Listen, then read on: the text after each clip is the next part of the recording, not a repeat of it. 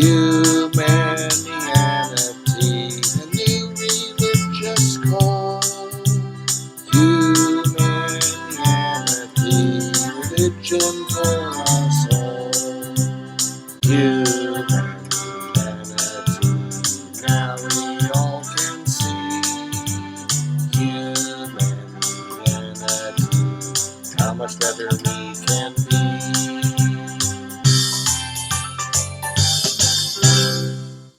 Hi, I'm Bill Van Fleet, and this is Humanianity Conversation number 38, recorded on March 20th, 2020. It is the 16th recorded conversation with my friend Mike. This discussion delved more deeply and somewhat more successfully into the differences between our different worldviews, Mike's position being that of postmodernism, which emphasizes the lack of necessity for coming to agreement, and my position being that of the importance of continuously working on coming to agreement about any beliefs having to do with the quality of our lives. One of the most important efforts in this discussion was the clarification of the meanings of many of the words used in the discussion, such as belief, ethical and moral, definition, and legitimization of a belief. There was still much to discuss left over for coming discussions. Yeah. So, one of the things I'd like to do this time is move away from the kind of terms of art within philosophy, like, I don't know, ontology and nihilism and postmodernism, and more just talk about the underlying beliefs that we differ on within that. Kind of get rid of the jargon. What do you think? yeah, I have the impression in discussions like this, not just you, but any such discussions, that there's a tendency sometimes to make use of these terms to put a set of beliefs, let's say, into a box labeled such and such, and then put on a shelf. It's like that takes care of it. But nobody, like if you and I are discussing something and you mention or I mention one of these positions, somebody else who is viewing it is not necessarily going to know, well, what does that really mean, and have enough knowledge of it to make some kind of judgment as to how what we are talking about fits in with that. So I agree. Yeah, I agree. Yeah. But I think an exception might be made with postmodernism, because that's kind of what we're talking about. And it's a big enough umbrella, I think, to kind of capture a lot of different ideas. Well, I think it fits in with something that that I am saying in presenting the concept of humanianity. It has to do with where we are in the history of our species and so forth. So we can get into that a little later. So, but I think that what postmodern, I don't have a strong knowledge of postmodernism and all of its different components and so forth, but one aspect of it that I think is prominent is an important issue in the discussion of the humanianity idea. So, yeah, I agree. We had left off last time, I think, on the identification of a core difference of beliefs we had regarding, I don't know, relativism, and the idea of not being able to really understand directly reality and the consequences of that. And we saw those concepts. You mentioned relativism, and I don't know what you mean by that. I did it again. All right, so let's just start. Okay. So it's there seemed to be the belief that I have that moral, how can I say this without philosophical concepts? That can I give it a look try? At well, yeah. Let me just yeah. Why don't you give it a try? And then okay. It has to do, I think, with what is referred to as the foundation for ethics. In other words, our ethical beliefs about what we should and should not do. The question is, are there any answers that are absolute truth? And some would say yes, and we talked about that last time, the three different positions. And the third one is what many people would refer to as relativism, and maybe even nihilism.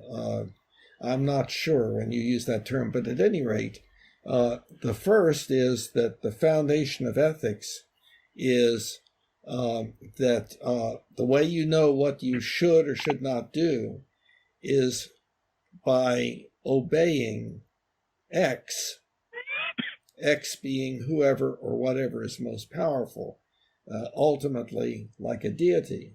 Well, then there are those that do not believe that there is a deity, the atheists, let's say.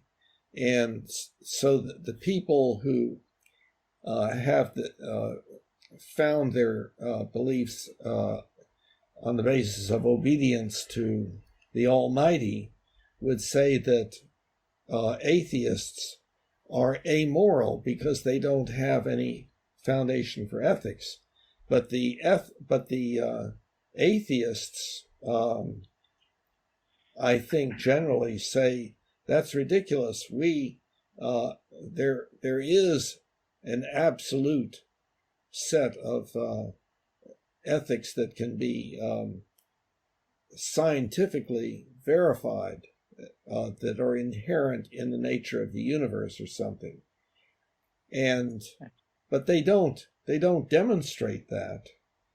And then there's the third position, which is no, ethics is something that is brought about by the acquired mores, the acquired beliefs about what is okay and what is not by each culture, so that the culture that one is born into tends to produce that foundation. Now, of course, as you were pointing out last time, a person can be embedded in a culture and have an ethics that is, an ethics meaning a set of ethical beliefs that is pretty contrary to that of the culture that he or she is embedded in. That certainly can happen. Now, the way that happens, I would say, still comes about to a great extent through interactions with other people. Or it can be especially the development of a counter-ethics on the part of people who are very oppositional by virtue of having had so much punishment in the child-rearing process, that they have become oppositional, knowing that that somebody wants them to do something, they automatically don't want to do it. And then I think there is a newly emerging ethics that is what the term Humanianity is standing for, and that's what we can go to. But that newly emerging ethics is is not something that comes naturally. It is something that we humans are coming up with. And it's the possibility is that it will make us a drastically different species than we've ever been so far. Yeah, that is not what I intended to say or what I meant, or we talked about that for the majority of the time last time, and even the discussion before that, since we started having these again. I was going, a lot of what you said, I think, is the result of a fundamental belief system about and perception about how the world works. And last time we had come to the realization that you and I see that very, very differently. And I was trying to think about how can I explain that without using terms of art and philosophy. So let me give this a try. Okay. Let's consider there are two ways of thinking about actions. One is from a practical point of view, and the other is from an absolute existence point of view. So you can say, does something actually exist versus does something exist in a practical sense? So for example, we could talk about something like ethical behavior. Does ethical behavior actually exist, or is an ethical behavior simply something defined from a practical point of view? So when I say, if we're looking at something ontologically, I'm considering whether or not it actually exists. Versus when I say something from a utilitarian point of view, I'm saying, does that definition apply primarily only in practical situations? So my belief systems filter down from ultimately a point of view that says it is not possible to objectively experience and know what is. So let me take a step back and define what I mean by what is. What is different than truth. Truth is a state of mind that exists is the way I'm talking about it, in somebody's head. That's why somebody can say, no, the truth is, I believe the truth is the world is flat. And I believe, well, no, the truth is the world is round. There can be multiple truths, and a truth in the actual sense of the word, within the construct of this person's mind, okay, that is true. Now that's different than what is. Again, I'm establishing the difference between an ontological perception of things versus a practical one, but go ahead. Yeah, well, now I don't know exactly what you mean by ontological and practical, but I sort of have an idea. But let's first address the issue of truth. I agree that the word truth and true is used in more than one way. Now, the way that I think is most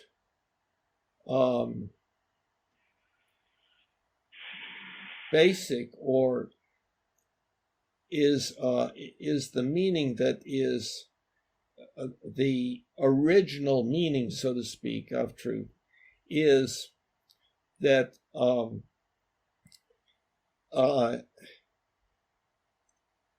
let's say that two people have a belief about something, and the belief is different. That if one is that they can't both be correct because they're opposites. Okay. Now,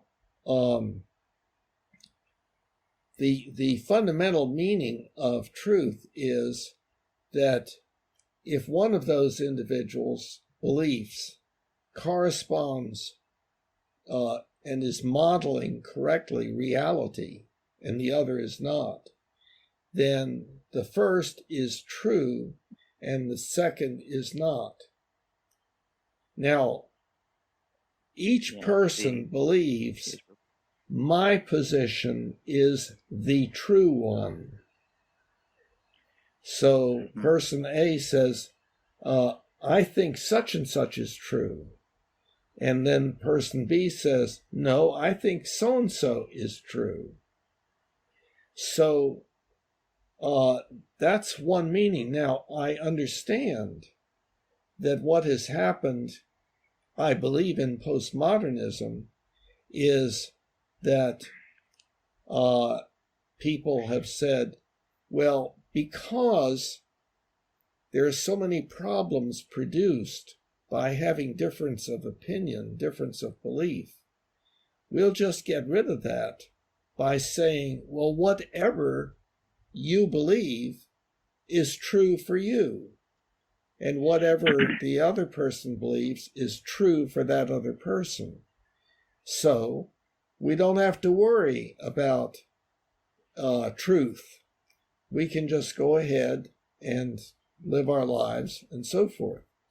And the practical part came about from William James, who, when the logical positivists finally kind of had to give up on absolute truth, on there being absolute truth, some things which could not be denied if one was thinking correctly,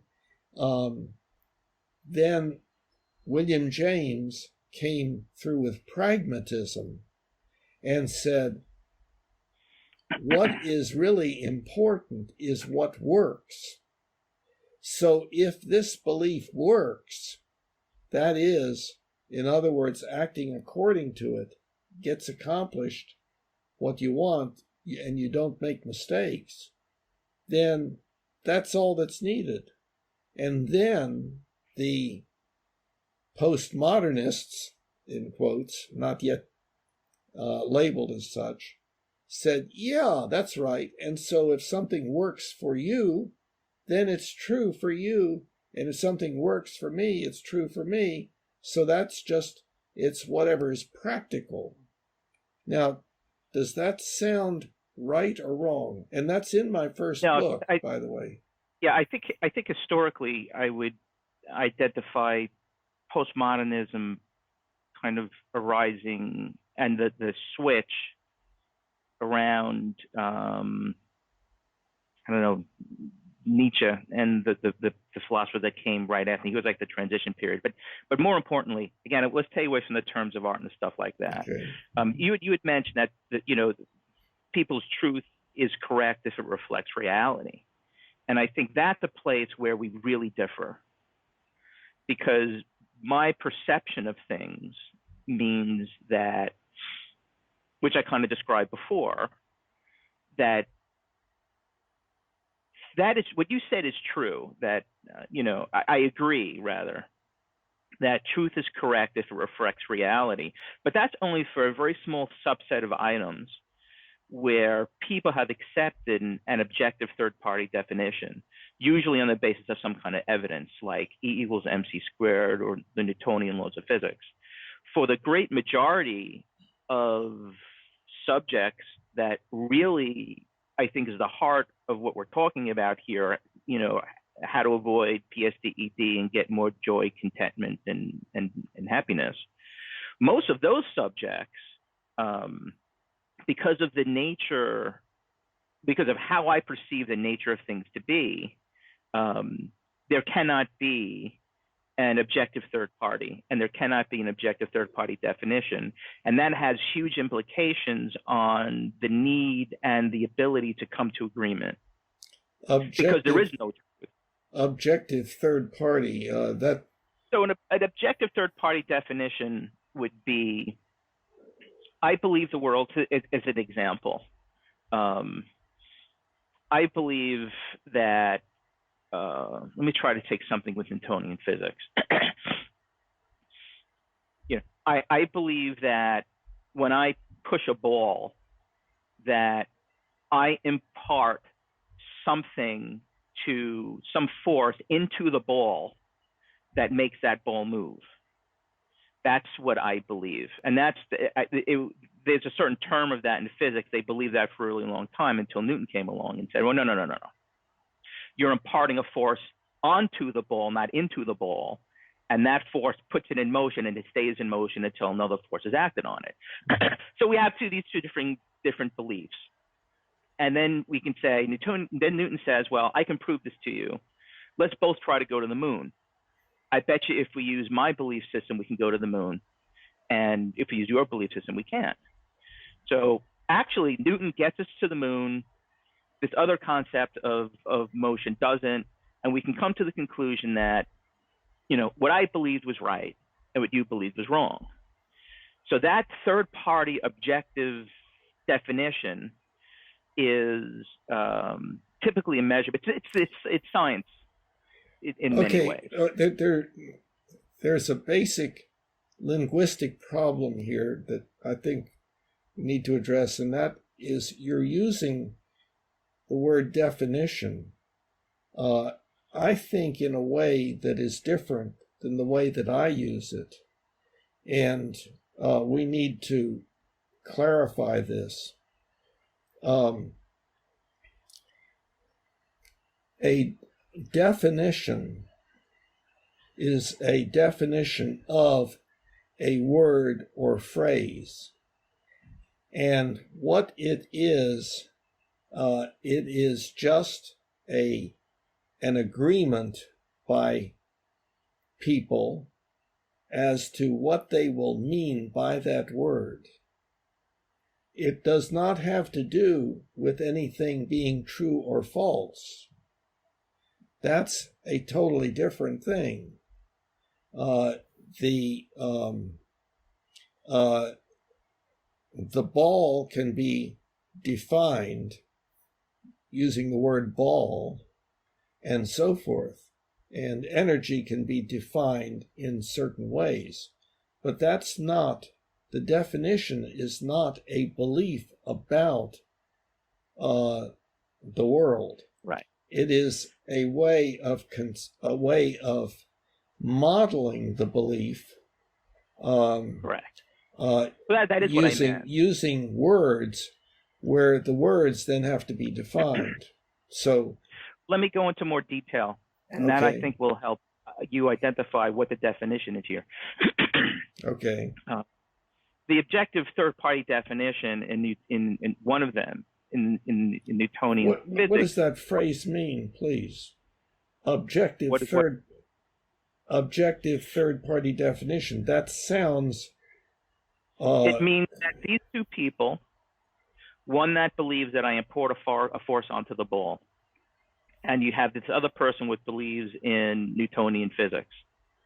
Okay, there's two people in opposition, and these two people have kind of agree to defer to let's just start the objective, something that is that can be measured, that's outside of their own personal subjective experience.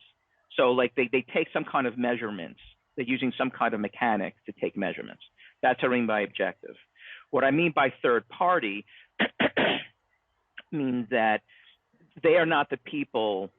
Other people can do these measurements also. So it's not just something that I'm doing.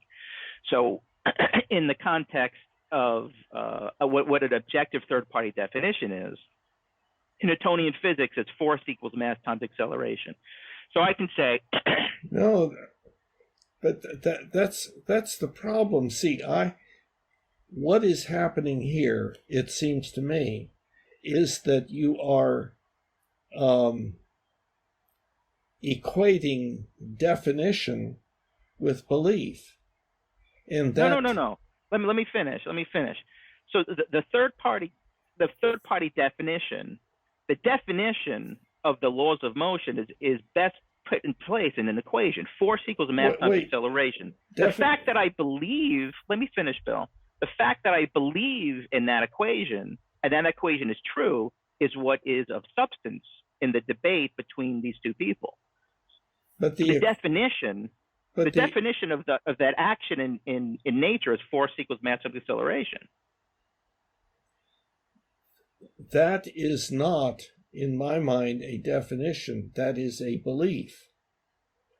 The belief is that if... Really? Yes. Fascinating. Yeah, okay. But the belief is that if you do such and such and get a value, you can call that force. So then you would define what you meant by force. It would be the results of a measurement. And you would have to define mass and define acceleration. But when you say that force equals mass times acceleration, that is the modeling of a belief. And it could be different. It could be force equals mass times twice the acceleration, or something like that. But you could say the same thing for force or mass. You could say that, well, the measurement of mass is a belief. It's the same thing. It's not a definition. We're just talking about semantics, I think. No. I'm breaking down. Let me finish. I'm breaking down more succinctly where a belief comes from. So what I'm saying is that there's a belief is primarily it's an emotion. I believe something to be true. And I'm sorry. Say it again. Needs to be, say it again. That a belief in my perception of things is very often a feeling. Oh, okay. But let me finish. That's not the important part of what I was going to say. Okay. And there needs to be, but regardless of whether, or it could be a thought, could be a feeling. It's something that happens within my brain. Let's just say, and it only exists within my brain. It's a belief.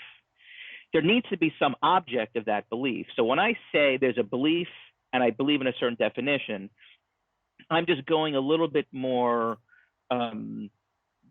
Using a little bit more distinction than I think you are, but I think we're saying the same thing. No, I think there is a real linguistic problem here. There is no such thing as a belief in a definition, except that one can say, I believe that the way people define such and such is so and so. Now that would be a belief, but a definition is not a belief. It is an agreement to use words in a particular way to refer to certain things. And I would like to also go back to belief, because we have. Okay, so we do agree there that. Definition. Well, let me ask you one other thing about definition. Okay. Do I need another person? You said, but we agree. Are you saying that you can't have a definition without another person? That it takes two people to have a definition? No, I'm not saying that. I'm saying this, that I could write a book and be in the book talking about something, and I could say, now, for the purposes of this book, I am going to use the following word to mean such and such. And in fact, the Humanianity.com website has that. It has multiple definitions as used on the website. Now, most words are indeed already used by many people, and there is a fair amount of agreement as to what they mean. However, what you find in a manual that lists the definitions of words, i.e. a dictionary, you will find that a particular word is used in multiple ways, has multiple definitions, or many of them do. And in the technical fields, that's not so. That in a particular technical field, a technical term means a specific thing, and everybody in the technical field agrees to use that word in that way. And if something else is needed, another term is constructed. But it's so that people will know, yes, we are talking about the same thing. When I use term such and such, then this person that I'm talking with probably knows what I mean. They may not, because our words are often not precisely defined except in technical fields. Our normal speech is what I would refer to as poetic. In other words, we often use words creatively so that a particular thing may have several different words used to refer to it. I don't see how that, what you just said, is antithetical to the to accepting force equals mass times acceleration as a definition.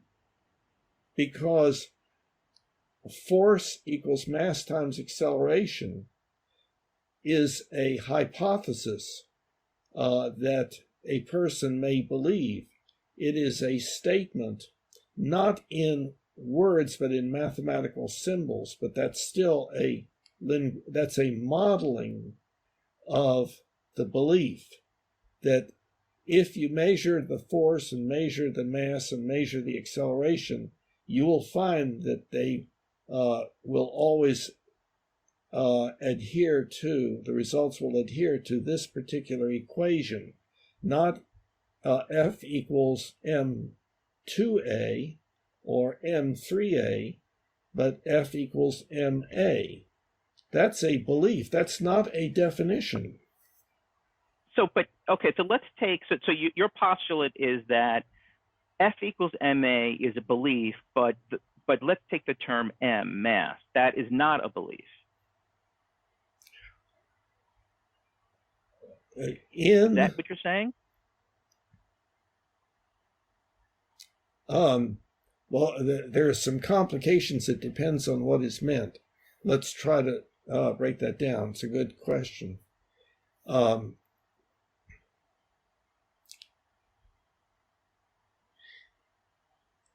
person uses the word mass, and somebody else says, well, what do you mean by the word mass? And the person explains, well, what I mean by the word mass is such and such. Now, that would be a definition of mass. Now, okay. In a particular belief system, let's say a scientific belief system, natural scientific belief system, there is the belief that there is such a thing as mass as defined in a particular way. So, for instance, I could define I'm trying to think of a good example. An animal. Well, let's say a unicorn. I can define a unicorn. That does not mean that the unicorn exists. So, well, here we go. Well, wait. Let me clarify. Go ahead. Okay, so I define a unicorn as having the following characteristics, an animal having the following characteristics. Well, then the question is, is there any such animal? Does any such animal exist? And maybe it does, maybe it doesn't. My belief that it does would be a belief. My belief that it doesn't would be a belief. But the definition is just so that we know what we're talking about. And again, I could be, okay, tell me what's wrong with that. I'm so confused. I don't understand the difference. Even within your own more narrow definition of the difference between a belief and a definition, I don't understand. Still don't understand. But what is different about F equals ma and the statement of mass in Newton's second law of motion? I don't. They're both definitions. One is describing how mass and acceleration operates on an object. The other is describing the force of gravity, or there's no matter such. I think mass is a function of gravity, weight. So what's the difference? I don't get it. Yeah, that's right. Okay, let's see if we. I think this is a very important linguistic issue, so that we will be using the same language in our discussion. It may turn out that it's a different language than somebody else uses, but at least they will know what things mean in our language. But I think ours, I'm aiming for the most common and accepted meanings of the words. So I'm not in any way saying advocating that we use words in a different way than the way most people use it. Okay, so definition and belief.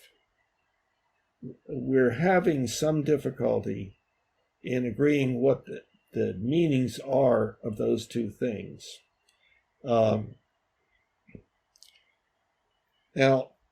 let me introduce this. I can say that I have the belief that the definition of mass is such and such. Okay. I have the belief that that is the definition. But what I mean by that is I believe that that is what the way people use the word. It is not a belief about how the world works. That would be a belief indeed. So one can believe that the most used definition of the most common meaning of such and such word is so and so, meaning that is the most common definition. One can believe that, but the definition is not a belief. The definition is an agreement as to how to use the word.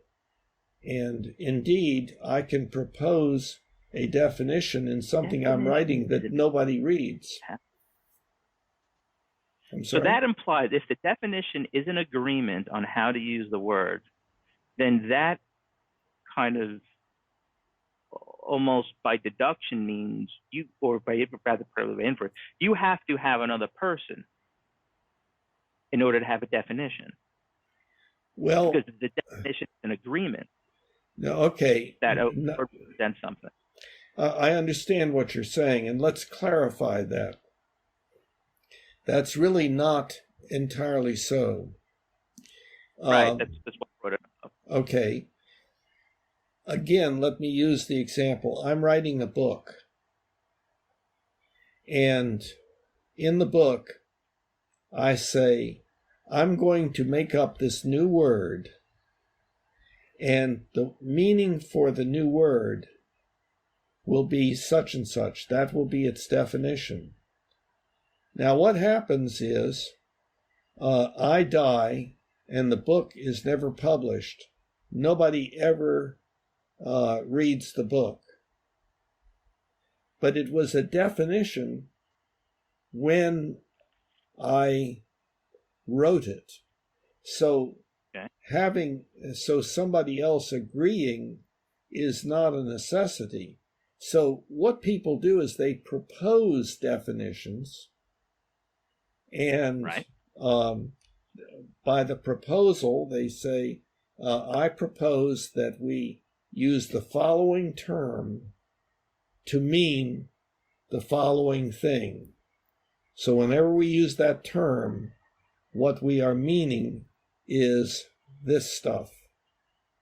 And then you have the question of,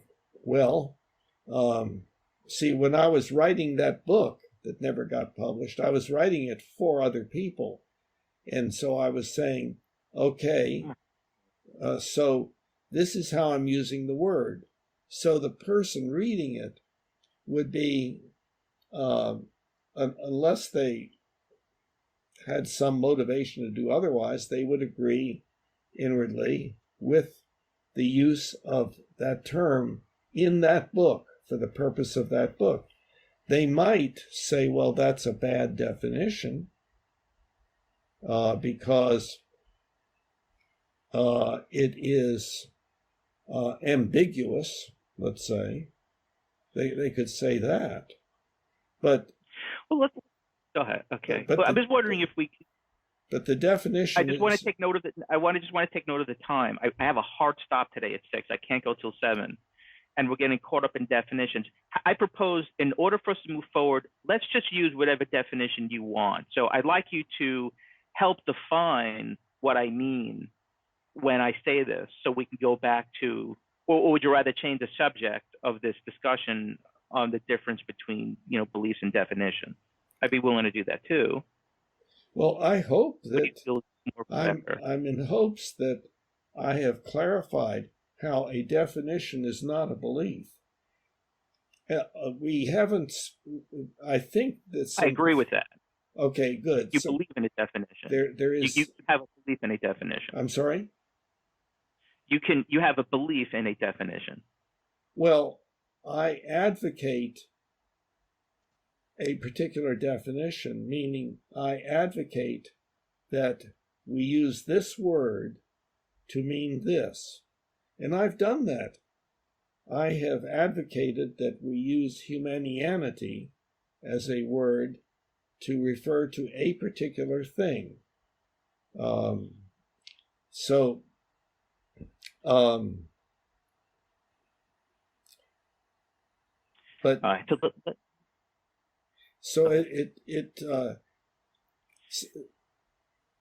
let's try to let me change what I said. Okay. And I'm not going to use the word definition because that was the crux of where we got on this big tangent. So you going back in time, you during this discussion, you had said, and I quote because I wrote it down, "It's the truth is correct if it reflects reality." And I said, if the truth is correct. If it reflects reality, was your exact words. And I said, well, this is where we differ. I said that I believe what you said is true, but only for a small subset of subjects where people have accepted some kind of objective third-party evidence. I'm not going to use definition. I'm going to use the word evidence. For example, proof that we can go to the moon, or proof that we can build a computer chip that reflects, the laws of electromagnetism. But for the vast majority of items that are involved with JCA and avoiding PSDED, there is no objective evidence. There is no objective evidence that it's being recorded, so I really want to not use something too unpalatable. There is no. I'm going to use an example from ancient Sparta. Okay. There is no. Again, I'm talking about the difference between the existence and the practical definitions of Practical morality. definitions. You see, we're back to definitions. Yeah, what is a definition of something that's moral? Well, that's what's the definition of the word moral? I'm sorry. Are you telling me that wait? Are you telling me because you're objecting to the statement that the word definition, that the word morality has a definition? No. Right. So that's what I'm saying. So I said the definition of morality. So you can define morality. I think about the foundation of morality, but I agree that. Okay. Then let's fine. Then I'll use that word if you prefer. The foundation of. Well, I'm not sure if I could say that. What is define the foundation of morality again? Okay, good question. The foundation for morality would be the method of determining whether a set of ethical beliefs were correct or not. Now, the question. That's not what I mean. We can't use that word. Can't use what word? I'm talking about. Correct. We can't. No. So then, if that's what you mean by the foundations of morality, then I cannot use that word in what I was about to say. Okay, I'm trying to use foundation like other people use it. In other words, what they're talking about is, well, how do you know whether it's right or wrong to do such and such? And I'm saying something completely different. And this is where we get into the difference. What are you saying? I'm saying that morality doesn't even exist. You're assuming on the basis of it being correct or not. When you say whether the ethical belief is correct or not, you're making an implicit assumption that these ethical beliefs actually exist. I'm saying, that's what I'm saying. When I say something ontological, I'm saying they actually don't exist. Okay, let me ask you this. Do you believe that people believe that they should do certain things and should not do other things? What that is a moot point, because that assumes you have to have people for ethical beliefs to exist. And what I'm saying is that ontologically, ethical beliefs do not exist. There is no such thing as ethics. There's only ethics from a practical utilitarian perspective, and that's a fundamental view that we differ on. Now we're using practical utilitarian and perspective, and I don't know what that is, and I don't think viewers know what it is. Practically, so what does that mean practically? I'm going to explain. Okay. Give me a moment to do that. Uh-huh. Let me try to capture everything. Okay. If you remove humanity from existence, there's no such thing as ethics anywhere. I disagree. And I think that is the core of why we keep having problems with words and everything. We see things very, very differently. So now I think you probably did not understand that you did not understand what I was saying. The reason, let me just say, because chimpanzees have ethics. Let me finish the definition of utilitarian versus ontological. So when I say I'm speaking about ethics ontologically, and for all the people out there that are much more versed in philosophy than I am, please excuse me if I'm using the word ontologically wrong, but I don't think I am. I can't think of another word. Mm-hmm. So when I say I'm examining ethics ontologically, the question I'm asking is, do ethics actually exist? Is there something out there separate and apart from humans, that if you remove humans from existence, ethics would still exist. Yeah, and I would say, and with your respect to the word monkeys, I disagree, because monkeys don't understand ethics is a human definition. no, You remove humanity from it, they don't exist. So let me finish. I'll let you go in a minute. Just let me finish. So that's the when I say ontology, I'm saying, do they actually exist? But see, when I agree with you. I agree with you. Let me finish. I'm getting on to the practical utilitarian. Now, when I say something like that, the audience could say, God, this guy Mike is a real ass. Like, he's saying the ethics don't really exist. I could do anything I want. Well, then that's where I said, well, whoa, that's not what I mean. Ethics ontologically may not exist, but from a practical standpoint, meaning in the practice of everyday living, in order for humans to live, in order for my life to make sense, for me to experience as much JCA as Elizabeth PSD as possible, yes, ethics absolutely exist. So they exist, used from a utilitarian, from a practical perspective, but do they really exist ontologically? No. And see, I understand, I believe, what you're saying, and I agree with you with a reservation, which was what I was referring to when I mentioned chimpanzees and so forth.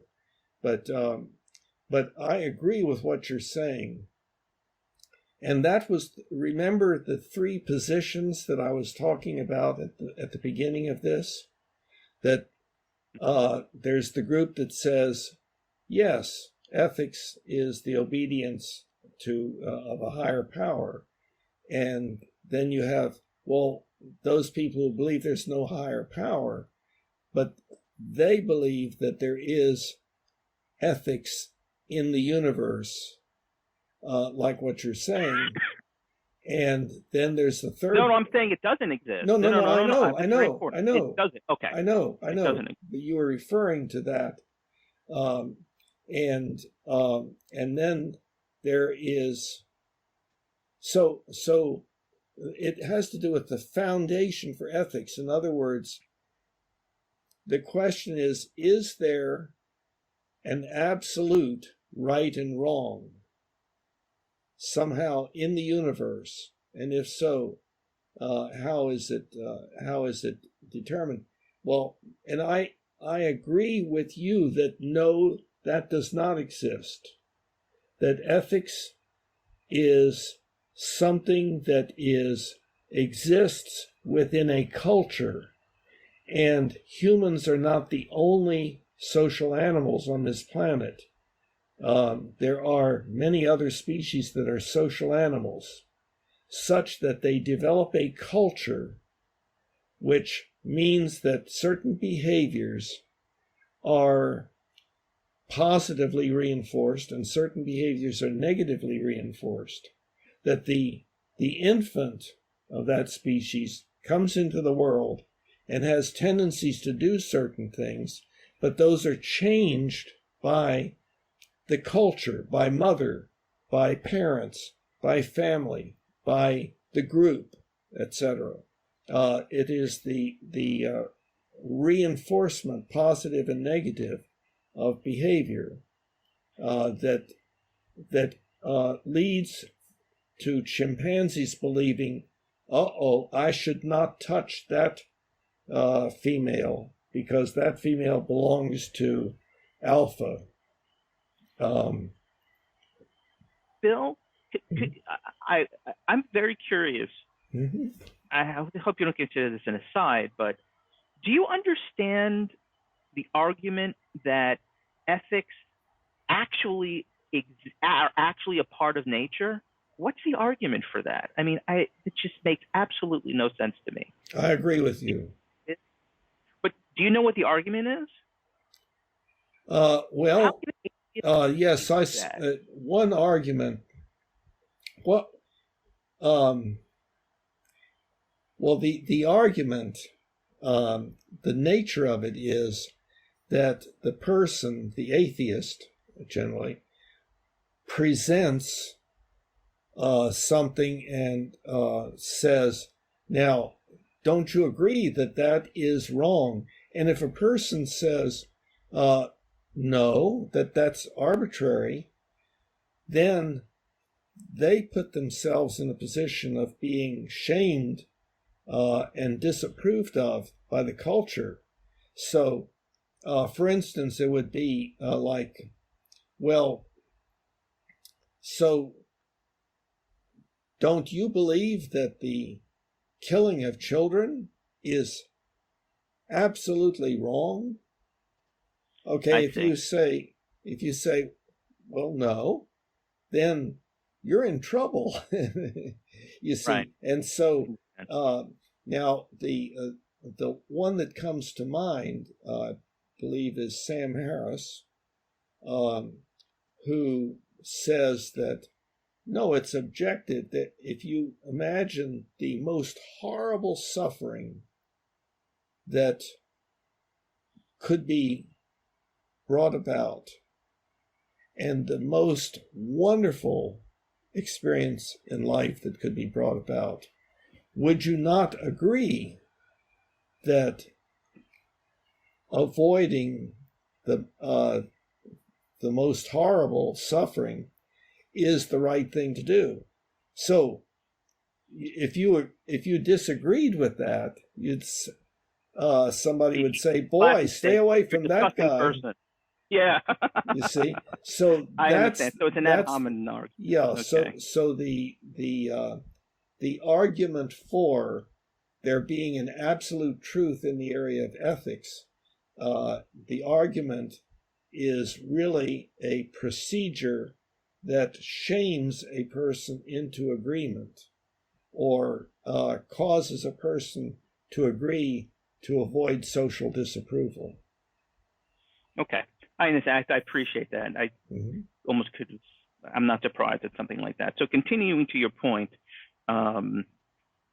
you had talked about ethics existing in a culture and it being individual being influenced. So I think let's take a look at how granular that is. So do ethics exist in a culture primarily, first and foremost? Or do they exist in a person first and foremost? See, I would have said that statement a little differently. I would say the ethics exists in a person, and the group of people form a collective set of ethics for the culture. Okay, the problem is the term ethics. It is a problematic term. In the first place, is it singular or plural? Just for one thing. It is best to use the term as an adjective, ethical. Then one can use it in a pretty precise way. Now, remember that the universe doesn't have things in it that have boundaries and that we just can come along and put labels on. We draw lines and everything. We make up stuff. We can draw a circle on a wall and say the inside of that circle is Abu land by definition. And but we bring a lot of things into existence by definition only. Another example, for instance, you see a man and a woman there, standing there. And so how many entities are there? Well, there are two. Well, if I told you they were married, then what you see there is a married couple. So that's a third entity, but it just came into the world as an act of definition. It doesn't mean that it exists as something that an alien would discover. But leaving that aside, I went down an alley. Help me to get back to the main road. The main road was I was talking about. I postulated that ethics exists in a person, and it bubbles up into the culture. Okay. Now, so we have to. So we're using the word ethics, and that is the problem because it can be used to mean different things. But ethical. What I'm going to recommend is a practical definition, and this is not necessarily one that we have to commit ourselves to. We can just evaluate it, but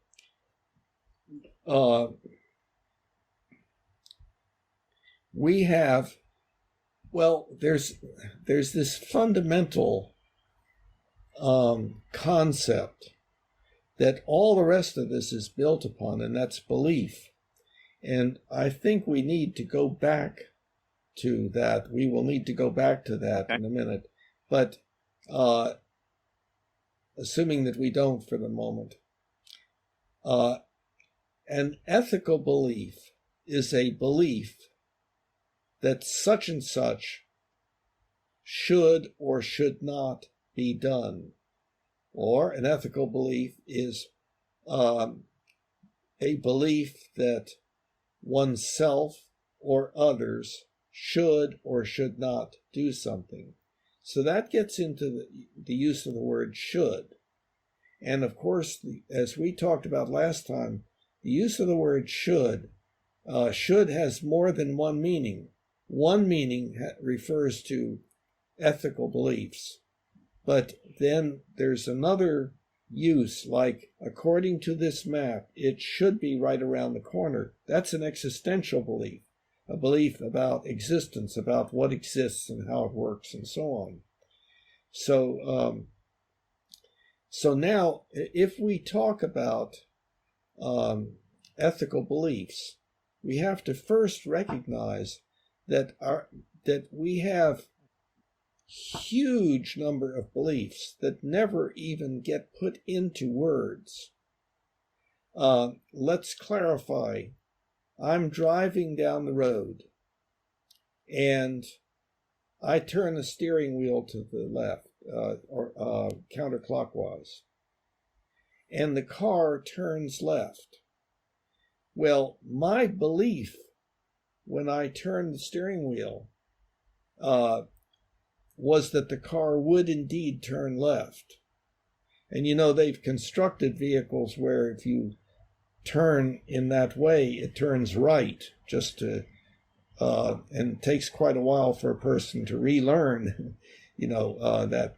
But so at any rate, the person has that belief, but that belief does not enter into the person's conscious awareness and is not put into words, except under very unusual circumstances, like in this discussion, where when I turn the steering wheel counterclockwise, I believe the car will turn left.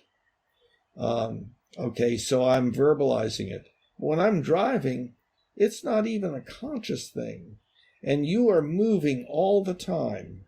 When you reached your hand up and massaged your nose, you believe... Which I was not supposed to do during the coronavirus outbreak, but I did it anyway because my hands are clean. Yeah, that's no problem. I'm just kidding. Go ahead. Right. I'm just kidding. Okay, so when you did that, you had the belief that it would eliminate the annoying itching feeling or whatever it was that led you to do it.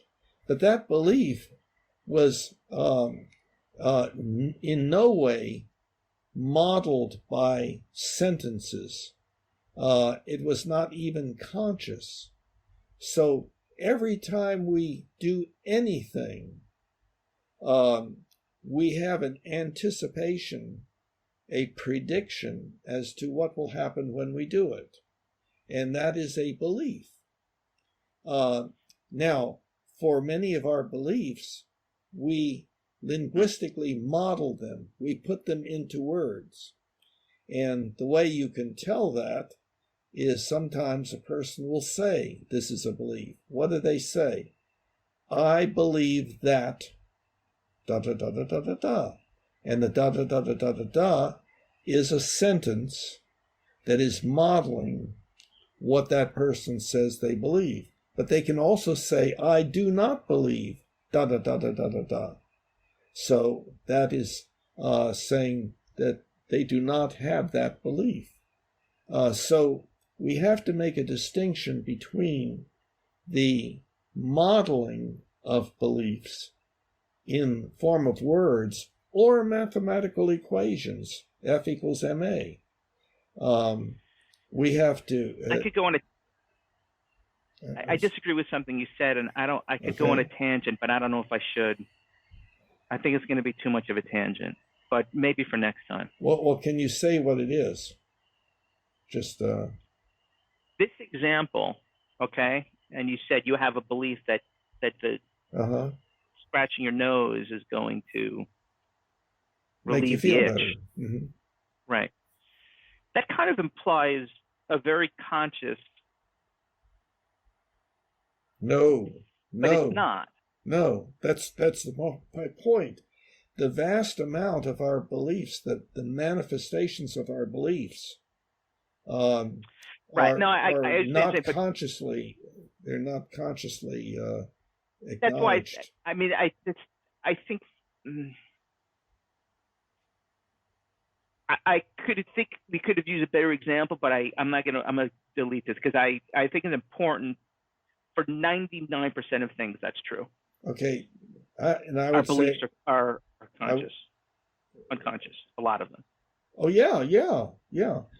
Now I would say the chimp in the tree. Wait, may I just go back to this? I'll ask you another question. Would you agree that when I have to because I'm going to forget it. I'm sorry. Okay, This is the foundational thing. Mm-hmm. Then would you agree then when I do this, mm-hmm. okay, and I'm doing it unconsciously, is that still a belief? I guess what I'm asking you is, in order to use the word belief, doesn't that only, we can only use the word belief, it seems, when we are talking about traditional behaviors and instinct. You don't think so? No, that's what I was going to say. The chimpanzee in the tree leaps over to a branch in the other tree. Well, it has to have a belief about what will happen if it leaps in this way, and if the belief is not accurate, it will miss the branch and fall. But the chimpanzee doesn't think. Now let's see, F equals ma, right.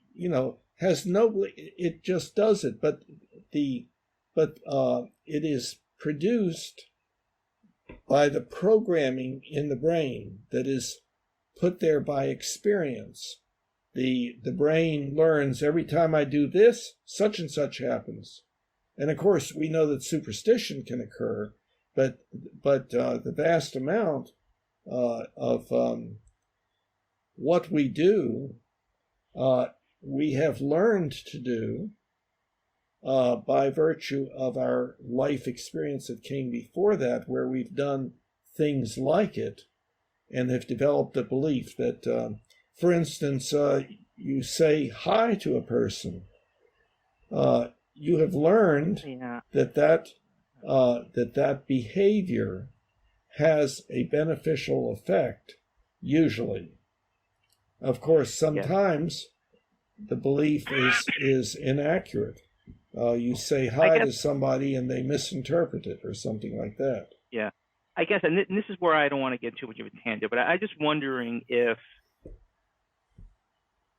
when the chimpanzee jumps onto the tree, mm-hmm. I would agree you could describe that as a belief. But that seems to be very qualitatively different, or saying hi automatically. Let's take the human. Saying hi automatically and unconsciously and just saying hi all the time seems to be very qualitatively different than talking about a belief in whether killing children are wrong. So to call both of them a belief. Yes. The second one is an ethical belief.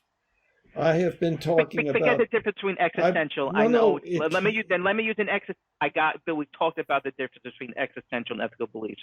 Let me use an ethical belief example then. So talking about the saying hello is the appropriate right thing and to do. And that's what you should do. That's ethical. Right. Yeah, but there's another thing. There is one's prediction as to what will happen if one does it. So, see, ethical beliefs are dependent upon existential beliefs. They're not separate. Ethical beliefs are extremely dependent upon existential beliefs. Agreed. This is too much of a tangent. I'd like to continue talking about this, but about your point. So one of the things at least that's very important in my perception and my understanding of ethical beliefs is a difference between ethics and morality. So in your system, is there a difference? No. Okay. See. Now, I say that. Why? I say that on the website under where it has to do with definitions and word usage in this website and so forth. And I say that although people use the two terms, ethics and morality, or ethical and moral, there is not any clear distinction between the two. Some people will make a distinction, but it's not a generally agreed upon one. And generally speaking, if one uses one word or the other person knows what is being referred to. But I think in your system of ethics, there is an important difference. I mean, you're defining ethics as what we should do, whereas other people would define ethics. If you're postulating that people don't usually make a difference between ethics and morality, I think you're saying that most people don't make a difference between what they should do and what's right or wrong. It's the same thing. But in your ethical system, you're making that difference. You're defining ethics as what we should do. And I did not follow that. But can I? Well, that's okay. So let me try it again. So I'm postulating that most people, I agree with you, they will use morality, they use morals and ethics interchangeably to mean what we should do because it's right. Well, see, part of the problem... So they're kind of combining both of those things. Right. The problem is that the word morals and the word ethics is kind of strange. We use it kind of like it is a thing, but it seems to be plural. And so what is an ethic? Well, I think the adjectival use of the words works better. Ethical belief, not ethics. Now, ethics could be the sum total of all of one's ethical beliefs, but one could also use it to refer to the field of philosophy that studies this phenomenon called ethical beliefs. Okay, let's stay away from that word though. Let's use the word ethical. Yeah, that would be good. So I think synonymous with ethical is moral in most people's minds. Yes, okay. I agree. But in your system, they are, and let me take a step back. What is ethical is what we should do. Again, this is in most people's minds. And what is moral is what is right to do. I don't follow the difference between those two things. I can what we should do. Let me give you an example of a situation where what I believe something is ethical is kind of antithetical to morality. Let's just say something that's good for me. If I kill my mother, I'm going to inherit $50 million. Okay, I know I believe it's morally wrong to do so. But ethically, I could reason to myself, what's good for me. From an ethical point of perspective, it improves my life, it improves my children's life, it'll improve all my generational lives. So I therefore conclude, well, morally, it might not be right to do that, but ethically it is. I should kill my mother. In your definition, what I should do. I think lots of people would disagree with you, or they might say it just the opposite. Well, the moral thing to do is to kill your mother, but the ethical thing is to not do it. I don't think there's any clarity of thinking in the general population about the differences between those two things. And so what I say on the website is that moral and morality will not be used because that will just confuse things. So I stay with ethical and define that.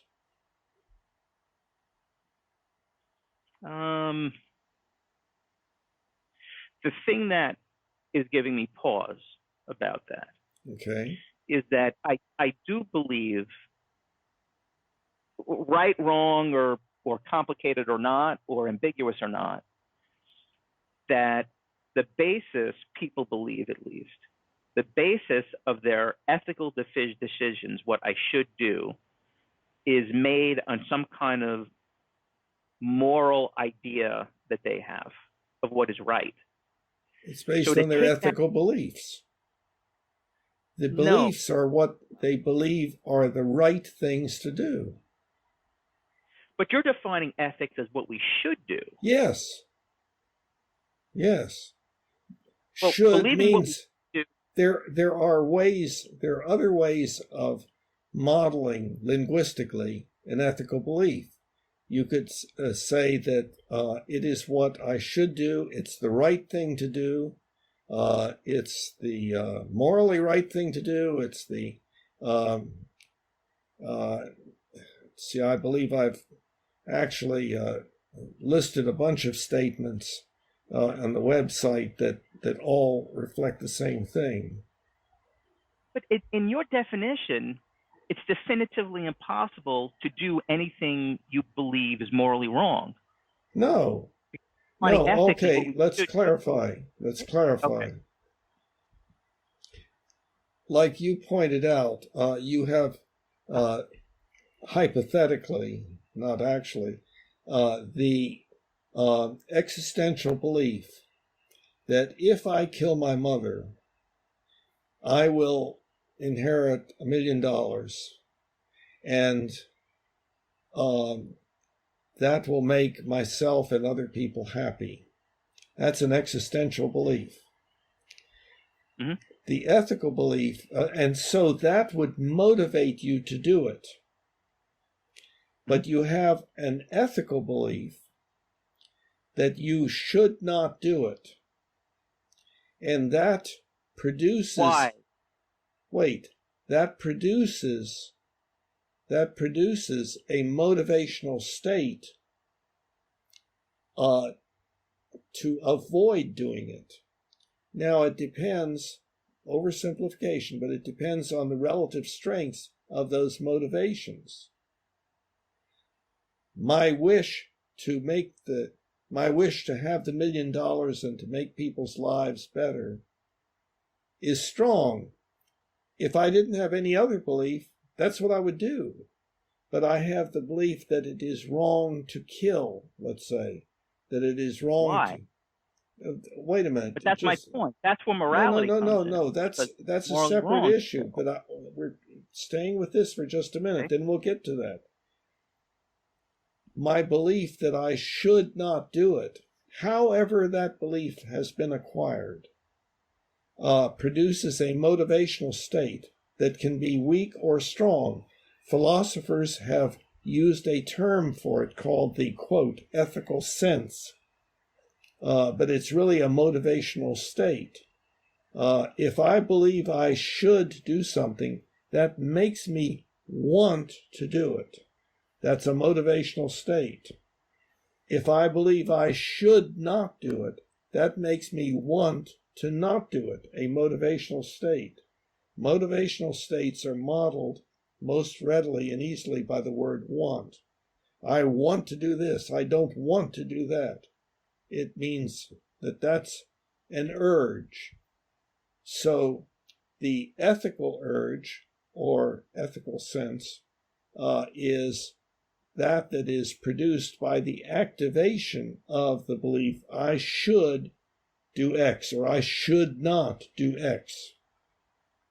Does that make any sense?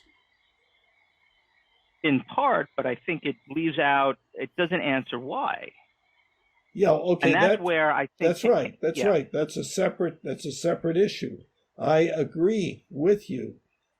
The issue about why is left out.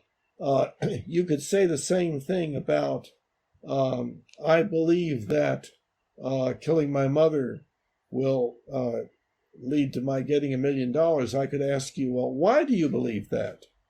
And so you would be legitimizing your existential belief. The answering of why, the term for that is legitimization. So when you ask me, well, why should you not? Then my answer to that would be my legitimization of that ethical belief. And there is a way in which I would do that, which I talked about last time. And one explanation of legitimization is that it's morally wrong. So I don't understand how you could have a conversation. My postulate is just what you said. Ethical beliefs have a motivation, and very often those are described morality. It's right or wrong. It's moral to do so. It is immoral to do so. So how can you have a definition of ethics without morals? Well, see now, I'm saying that those are the same thing. We already covered that. Some people make a distinction, but there's no generally accepted distinction. And when people talk about morals and ethics, they're usually talking about essentially the same thing. Now, a particular individual may indeed make a distinction, but it's not a generally accepted distinction that everybody would just automatically agree to. And maybe you could research that and see what you find is the difference between ethics and morals. You'll find that morality is the legitimization of an ethical behavior. That's a different use of terms. That's not.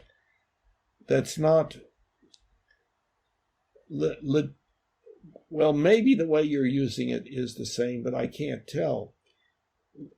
If you make a statement, if you state a particular belief, whether existential or ethical, any belief at all, and I ask you, well, why do you believe that?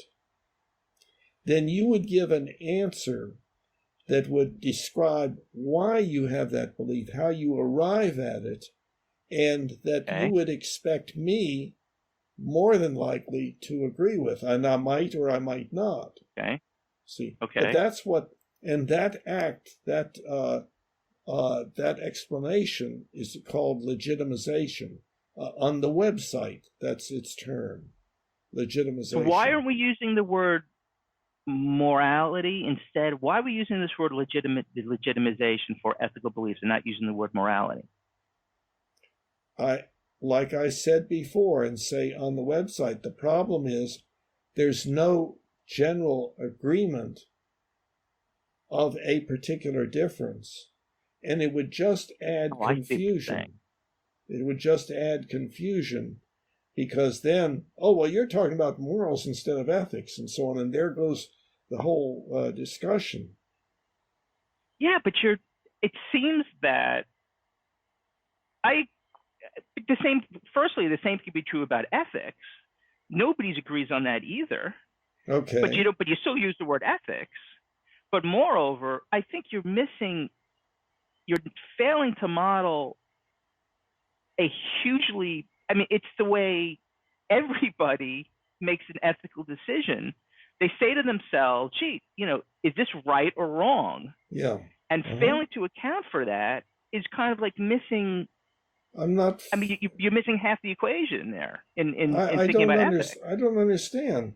In the first place, remember just a little bit ago in this discussion, we talked about how the word ethics and morals, those two words, are kind of strange. Are they singular? Are they plural?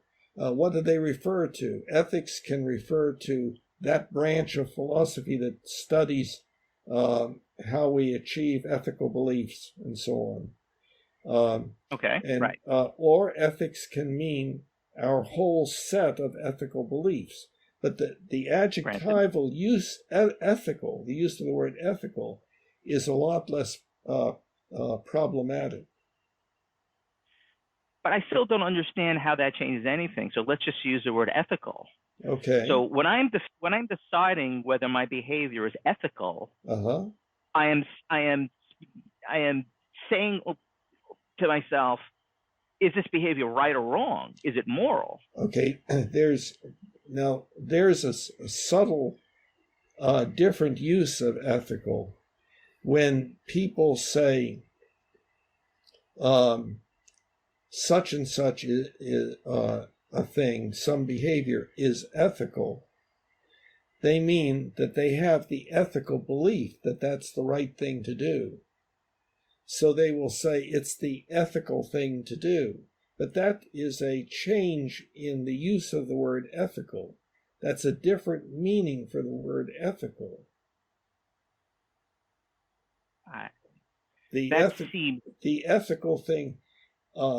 ethical thing to do, we understand usually what that means. That we're saying that, well, the person has the belief that they should do this particular thing. So they'll say that's the ethical thing to do. So that's another use of the word ethical. There's ethical belief and ethical thing to do. Those are two different meanings of the word ethical. But the argument is still the same for both. So let's take the ethical in what I should do. I should do this because it's right. Well, it's moral. I should not do it because it's immoral. It's wrong. So how can you have? I guess what I'm saying is that is a implicit, integral part of deciding how to behave for almost for everybody. For everybody. It seems. That is I think a tautology. I'm trying to recapture what it was that you said.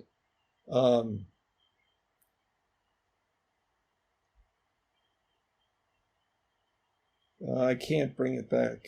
Well, let me reinsert it into your brain. So what I'm saying is that I think, what I'm saying is that the basis of an ethical behavior, whether in the context of what I should do or what is right or wrong behavior, is made on the basis of a belief of what is moral. See, wait a minute. What is to say ethical behavior is another use of the word ethical. It's a different different use no matter of the what word. Correct. No matter what the use of the word is, when you're dealing with ethical, it's on the basis of moral, is what I'm saying. See, I don't know what that means. And I don't think means that anybody when else does. I disagree. I think everybody knows what I mean. Not me. When you decide, you're referring to everybody in the audience. You said that nobody knows what you mean. I disagree. I think that everybody knows what I mean. Well, when I think a lot of times people say, yeah, I sort of know what you mean. And it's the same process as in poetry. Yes, it doesn't necessarily mean there's where the business comes in of there's no real meaning to a text. There's just person A's meaning of it, person B's meaning of it, and so on. But anyway, all right, let's try this again. I'll take both situations. Okay. Define ethical. Tell me all the situations of ethical. Let's erase that second.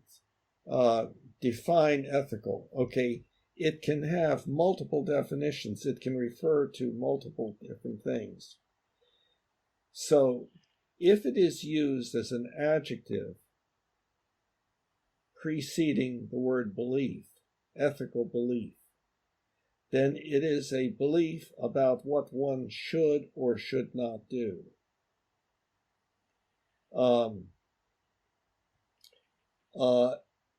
When one uses the word in a sentence like, that's the ethical thing to do, that's a different meaning of the word ethical.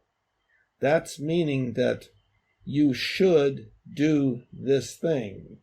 So it's another way of saying, I believe that I should do X. Saying it, doing X would be the ethical thing to do. That would be a different meaning for the word ethical. I need you to clarify point 2. Okay. Is it the same thing as saying that's the legal thing to do? No. Okay. So the use of the word ethical. Well, one could legitimize an ethical belief. Well, why do you believe you should stop at the red light? And a person could say, I believe it is the legal thing to do. That I should, that the law says I should stop. If the law says I should stop, therefore I should stop. See, there's an interrelationship between ethical beliefs and existential beliefs and definitions. Okay. I used a syllogism like that in the last discussion. Is there a third definition of ethical in your system?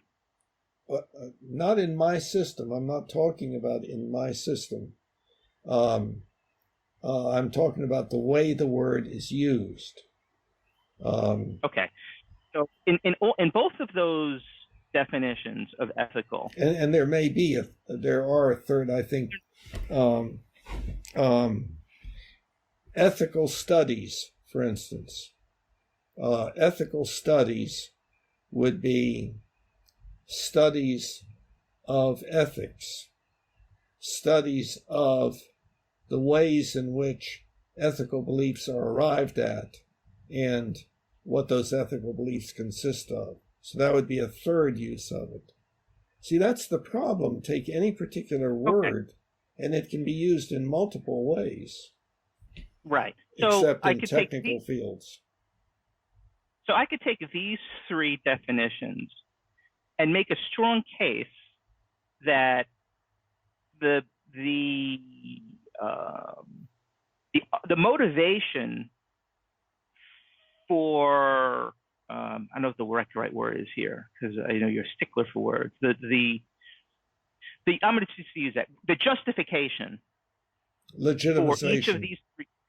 The legitimization. Thank you. That's the best word because that's the word you use. The legitimization for all 3 things is a moral belief. So I'm going to use the first one. Is a moral belief. Why are you using the word moral? So let me take the first one. I'm going to explain in a minute. So I'm going to use this as an example. You're making a distinction between moral and ethical, right? Right. And That's I the whole don't basis know what of me that. asking you. And I don't know Right. what I'm that. going to explain it to you. That was Okay. That was the whole reason why I asked you this. Okay. So, you use the first definition. You said an ethical something, and you use the word, for example, belief. An ethical belief is a belief about something someone should or should not do. So let's take that, okay, and just do a simple why. Just keep asking the person why. Mm-hmm. At the end of the day, they're going to say, well, because it's the right thing to do. And what is right or wrong is moral. So that's the first thing. So let's take a situation where stopping at a red light, where you say it's, the person says, well, it's illegal to stop at a red light. And you say it's the law. And you say, well, why does that matter? And then they say something like, well, right. The moral thing to do is obey the law. Right. Okay. So, I understand. So what you're talking about, the way that is talked about on the website, Humanianity.com, is that's the ultimate ethical principle, which indeed is arbitrary. There may be reasons why a person has that ultimate ethical principle. I used an example in the previous discussion, but I'd like to use it again. I'm holding a gun on a man, and I say, I should not pull this trigger. Okay, that is an ethical belief. It's a linguistic model of my ethical belief. You or somebody says, well, why should you not pull that trigger? Now, they are asking me to legitimize my ethical belief that I should not pull this trigger. So what I tell them is, I should not kill that man. Ethical belief. If I pull this trigger, I will kill that man. Existential belief. Therefore, I should not pull this trigger. Ethical belief. So I have legitimized my ethical belief. Now, hold on. Not even close. Wait, you said I should not kill that man. My question to you is, well, that's not an explanation. Why should you not kill that man? Exactly. That you did not let me proceed. So the very next thing that I was going to say was, you would ask, well, why should you not kill that man? And so I say, I should not kill a human being. Ethical belief. That man is a human being. Definition. Therefore, I should not kill that man. So I legitimized it this time, not with an existential belief, but a definition. Okay, so then you ask, well, why should you not kill a human being? And I go up one higher. And it could be it could be, various kinds of things. But there's this upward progression in syllogisms where there is a more general ethical belief that because of definitions and existential beliefs legitimizes the lower level beliefs. But ultimately, one cannot go any further. Otherwise, you would have an infinite regress. In other words, you would still be answering questions often infinity, and that's not what happens. So one ultimately may arrive. Wait a minute. One ultimately may arrive at an ultimate ethical principle that is arbitrary, meaning it is not legitimized in that way. And so an ultimate ethical principle, one, is the Humanian ultimate ethical principle. We should do that which will promote da-da-da-da-da. There's another ultimate ethical principle that I do not adhere to, that we should do that which will promote the greatest diversity of species on this planet. And that would mean getting rid of us humans. You're missing something. It's also possible for somebody in this situation to not go through an infinite regress, to just say, I didn't. Well, I should not, but I mean, right away, I should, so people said, I should not pull the trigger. And then the person asks them why. And the person says, because it's morally wrong, because I just shouldn't do it. Yeah, Period. well, they're not legitimizing it then. They're not explaining. How is that not legitimizing it? Because they're not explaining it. They're saying, I'm not going to say anything more than that it's just wrong. I should not do it. It's wrong. Those mean the same thing. I should not do it. It's wrong. Those mean the same thing. They are two different ways. There are two different ways of modeling that ethical belief. So in your postulate, what I said before is true. It is not possible for anybody to act other in a way that's right. I'm sorry? You're saying that they're the same thing. I should not do it and it's wrong are synonymous, is what you're saying. Is that what you're saying? When a person says, I should not do it, and it is wrong to do it, they're saying the same thing. That's two different ways of modeling an ethical belief. That is just seems patently wrong. Okay, why? I don't, because, I mean, first, I'm even going to talk this logically. Logically, the implication is there it's impossible for anybody to do anything that's wrong. But let's take that out of the equation for a moment. People will say, I know I shouldn't do it, but everybody does a little bit of wrong. That's my point. That's just, I think that's logically inconsistent. No, the person then has a weak a weak ethical sense. The motivational state is weak. But beyond that, should and right and wrong, they're two different things. You're making you're making this implicit. If it's the wrong thing to do, I shouldn't do it. It means the same thing. No. If it's the right thing to do, absolutely that's what not. I should do.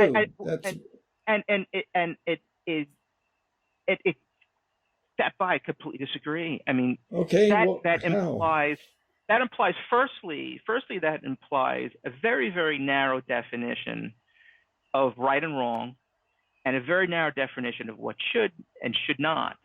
This is not real. In that example I gave you of the $1 million benefiting my family versus killing the person was a perfect example of where what's moral could be in contrast to what I should or should not do. Well, which is which? To make the assumption that what should be done is always what is right.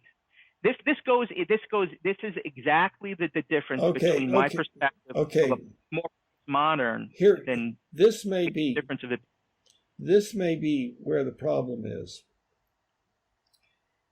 Remember that I said the word should can have other meanings than the meaning in a statement that is modeling an ethical belief.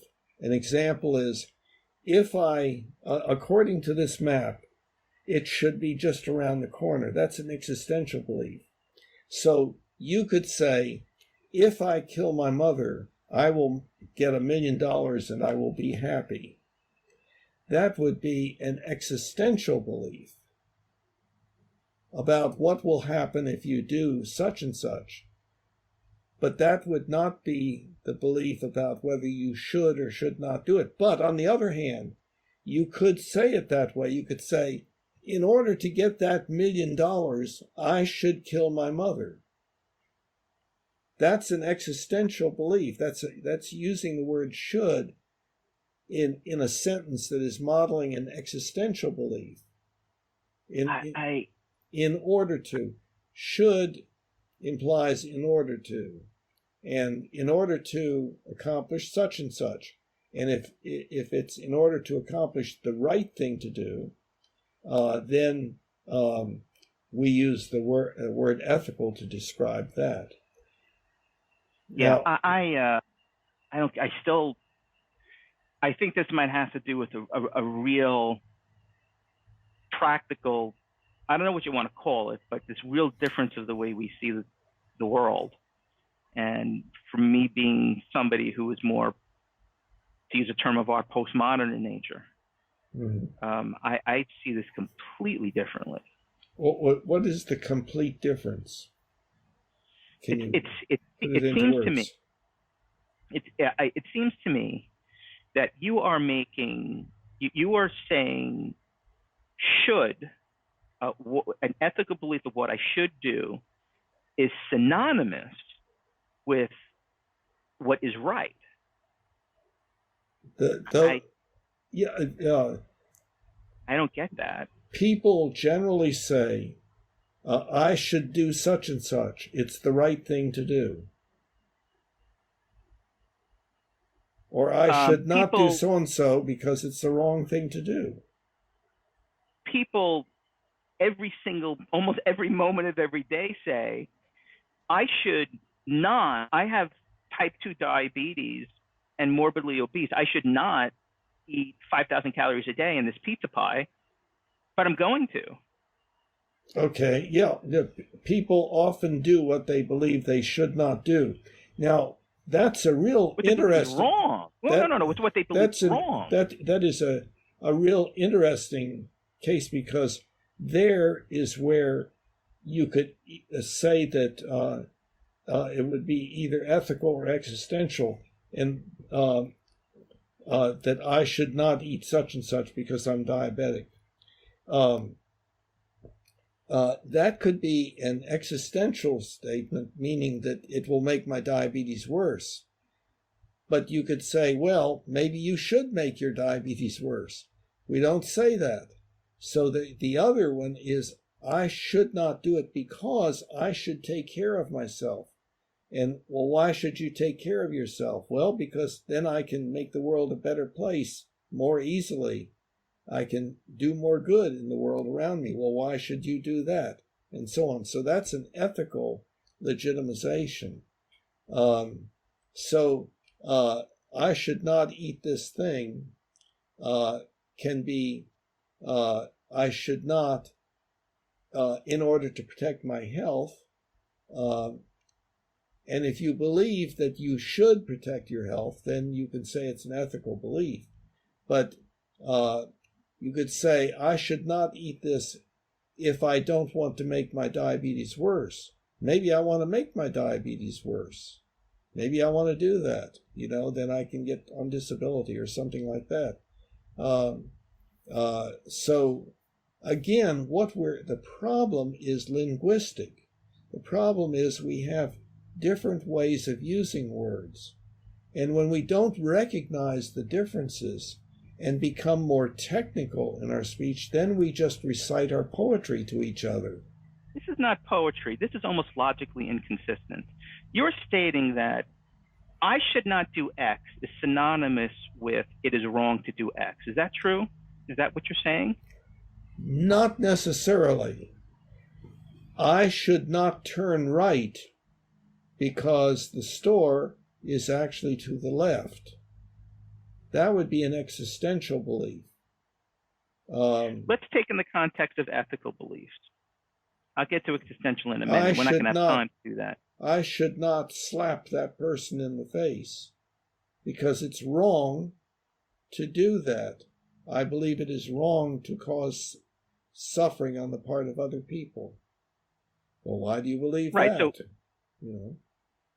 Yeah, right.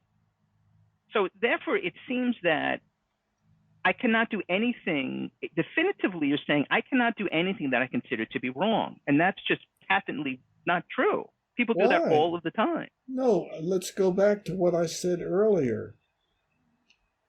The motivational state that is produced by the ethical belief may be weak or strong. and it is in competition with other beliefs, other motivational states, I should say. So I want $1 million. That would motivate you to kill your mother, in the example we're giving. I should not kill my mother. That would motivate you to not do so. And if that motivational state, I want not to kill my mother because it's the wrong thing to do, is stronger than I want to do it, then that I would not do it. If it's weak and I'm sociopathic, then I may indeed go ahead and do it. But you're still glossing over, I think, something that happens just it's just automatically in somebody's brain. What? You know, when there's a resistance to kill his mother, there's morality is, it almost could be argued, it's part and parcel of the way the human mind is built. There's an inner sense of what is right or wrong. That is there's a produced, feeling of what is there. There's a feeling of right or wrong. Yes, that's right. That is produced by the culture that one has been reared in. And that's very true well of might be. That's true in chimpanzee cultures too. And in that's called morals. Well, there you get back. It's wrong to do something. It's right to do something. There you're getting back to using the word morals. It has nothing to do. That's my point. There's nothing to do. No. I didn't do that. I didn't accept that morals are. It's silly to talk about morals. That's my whole point in saying all of this. That I don't buy that you can talk about ethics in just this complicated derivatives of should without getting ultimately to a moral. That it's just wrong or it's just right. That should is moral, ethical. What's the difference between moral and ethical? I could almost state that a moral belief is one that has no derivative. What do you mean derivative? You can't say why. It's just wrong. Okay, what you're saying there, okay, I understand that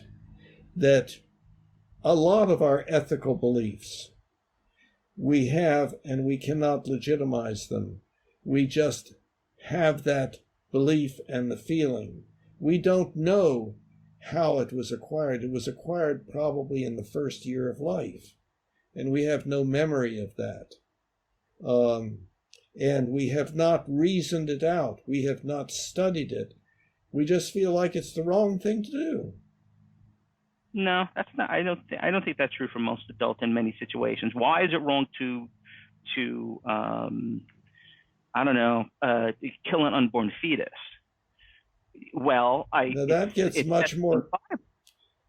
much more complex, but that is certainly. Then forget that example. Well, why should I wait? kill my mom? That's certainly an example of how the culture has produced that. This is not. I'm not debating whether it's a cultural phenomenon or not. I am debating whether or not there is a. Let me just put it this way: whether an ethical belief that has no derivative is called a moral. That you can't answer why to. Is that a moral? Okay, so let's clarify what you mean there. Make sure. In other words, you ask a person says, I believe such and such is wrong or right.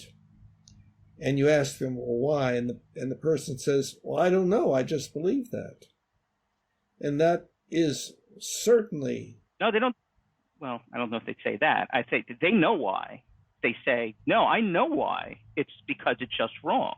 See, the word just means you're asking, why do I believe it is wrong? And I'm saying, I believe it is just wrong. Just meaning I'm not going to explain it. I can't explain it. I can't explain it. Meaning there is no explanation. It just is.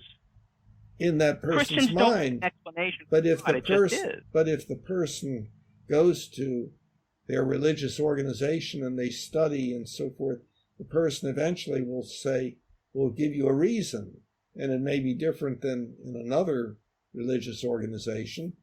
In another religious organization, it would be the opposite that they believed, like, no, honor killings are good.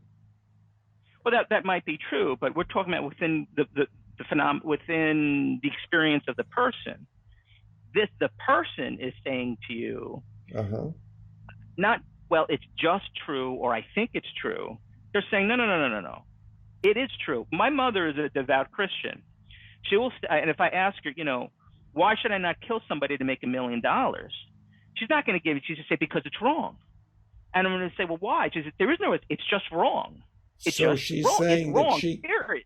She can't answer the question, but her sister might be able to. She can answer the question. But her sister might be able to. This has to go with my postmodern perspective. She is answering the question. She's not answering the question by your standards, within your phenomenology, but within her experience, she is absolutely answering the question. It's wrong, period. She's saying that there's no justification. I just know it. I just believe it.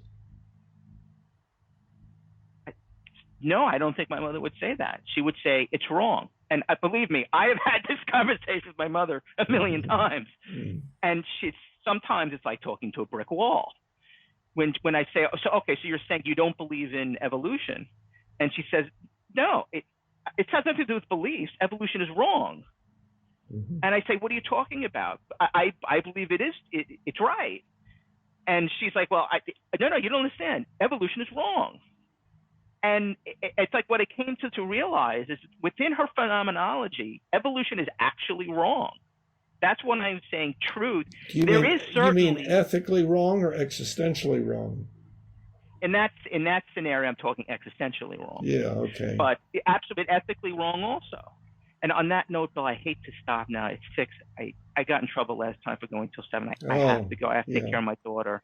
Yeah, well, no, I understand. Okay, well, I'm very happy with the way this conversation went. I think it was much more productive. Yeah, much more productive. Yeah. I think there was a good interchange, a good exploration of ideas. There wasn't a struggle for dominance. I'm very pleased. Yeah, great. So same time next week? Right. All right.